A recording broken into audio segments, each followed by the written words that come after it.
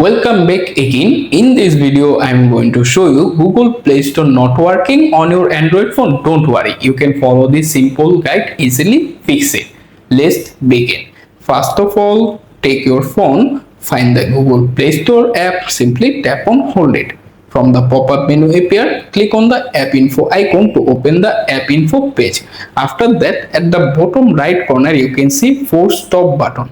Click on it, then hit OK.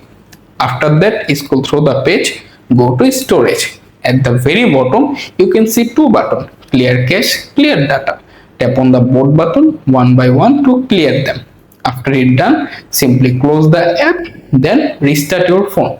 To do that, so at the top of the screen, find the power icon, tap on it, select restart, tap again, and wait to turn back on your phone. After your phone is turned back on, you can simply open the Google Play Store app. After you have successfully signed up your account, you can try to install any app. For example, I installed Duolingo. Simply tap on it to open the Duolingo page. Tap on the install button and wait to complete the installation process. And right now this time is work properly. That is how you can easily fix it. Thanks for watching. I will see you in the next video. Please subscribe to my channel.